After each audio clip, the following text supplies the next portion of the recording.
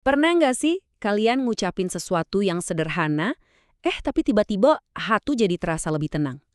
Nah, itulah dia kekuatan dari kalimah toyibah atau gampangnya ucapan-ucapan yang baik. Yuk kita bedah bareng gimana kalimat-kalimat indah ini bisa kita pakai setiap hari. Pasti sering banget denger kan? Atau mungkin kita sendiri sering mengucapkannya. Dua kalimat ini adalah contoh sempurna dari kalimat toyibah. Nah, dalam beberapa menit ke depan, kita bakal cari tahu apa sih makna sebenarnya dan kapan waktu yang paling pas buat mengucapkannya. Jadi, apa sih sebenarnya kalimah tayyibah itu? Konsepnya simpel banget kok. Kalimah itu artinya kalimat, dan tayyibah itu artinya baik. Jadi, ya ini adalah kalimat-kalimat baik yang kita ucapkan untuk memuji kebesaran Allah. Intinya, ini cara kita buat membiasakan diri ngomong yang baik-baik. Oke, ini dia agenda kita hari ini. Kita bakal mulai dari kenapa ucapan baik itu punya kekuatan, terus kita bedah kapan pakai subhanallah dan masya Allah. Setelah itu kita lanjut ke insya Allah dan Allahu Akbar, dan terakhir kita bahas gimana semua ini bisa membentuk akhlak kita jadi lebih mulia. Yuk kita masuk ke bagian pertama.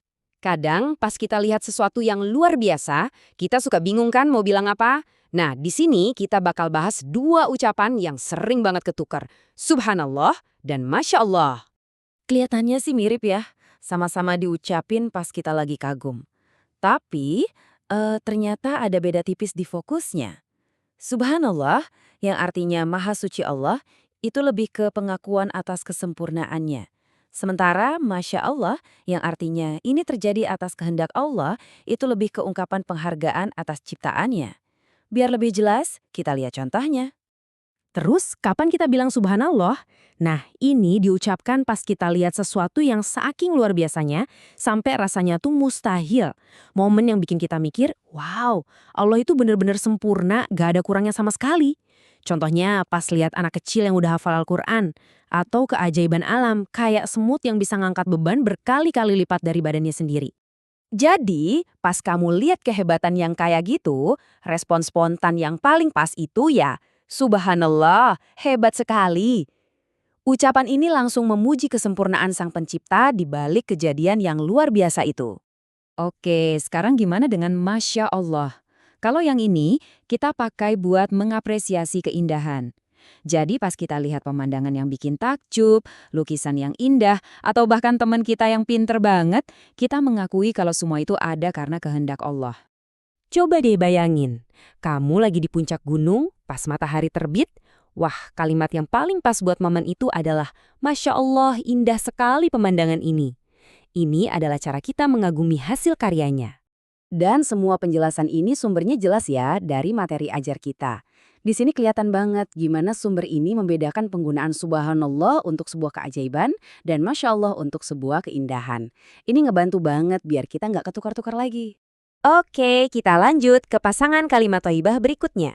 Kalau tadi tentang rasa kagum, sekarang kita bahas gimana cara kita merespons saat berencana dan saat merasakan keagungan.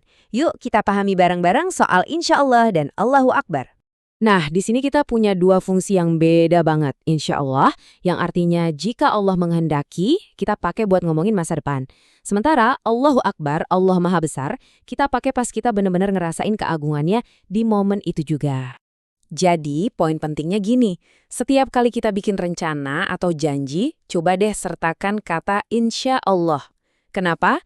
Soalnya ini tuh kayak pengingat buat diri kita sendiri bahwa semua rencana kita cuma bakal terjadi kalau Allah mengizinkan. Ini ngajarin kita buat rendah hati. Ini contoh yang paling sering kita pakai sehari-hari kan? Dengan nambahin insya Allah di akhir janji, kita nggak cuma nunjukin niat baik, tapi juga sadar kalau hasilnya kita serahkan kepada Yang Maha Kuasa. Terus ada Allahu Akbar. Wah, ini ucapan takbir yang kuat banget maknanya. Kita ucapin pas kita bener-bener ngerasain betapa besarnya kuasa Allah. Misalnya, pas dengar kumandang azan, atau pas kita berdiri di depan masjid yang super megah. Bahkan pas kaget pun kadang refleks kita ngucapin ini kan, itu sebagai pengingat akan kebesarannya. Coba bayangin momennya deh. Kamu lihat sebuah bangunan yang begitu indah yang dibuat untuk beribadah. Respons yang paling pas buat ngungkapin rasa takjub itu ya Allahu Akbar, sebagai pengakuan bahwa Allah lah yang maha besar di atas segalanya. Dan sekali lagi, kita lihat sumber rujukannya. Teks ini dengan jelas ngegarisbawahi kalau insya Allah itu buat rencana. Dan Allahu Akbar itu buat ngungkapin rasa takjub akan keagungannya. Jelas ya? Oke, sekarang kita sampai di bagian paling penting. Kenapa sih ini semua penting? Ini bukan cuma soal hafal kata-kata loh. Ini tentang bagaimana ucapan-ucapan ini bisa membentuk karakter kita. Nah, ini dia intinya. Setiap kali kita bilang subhanallah, masya Allah, insya Allah, atau Allahu Akbar, kita itu sebenarnya lagi melatih hati dan pikiran kita buat selalu nyambung sama Allah. Dalam situasi apapun, pas kagum, pas berencana, atau pas takjub. Lalu apa hasil akhirnya? Kalau dibiasakan, ucapan-ucapan ini bakal membentuk kita jadi pribadi yang lebih baik. Kita jadi lebih mindful di setiap momen, lebih bersyukur sama keindahan, dan lebih rendah hati dalam setiap rencana. Inilah yang dimaksud dengan membentuk akhlak mulia. Jadi, sebagai penutup, aku punya satu pertanyaan buat kalian semua. Dari 4 kalimat yang udah kita bahas, mana nih yang bakal kalian coba ucapkan dengan lebih sadar hari ini? Ingat, kebiasaan baik itu dimulai dari satu ucapan pada satu waktu.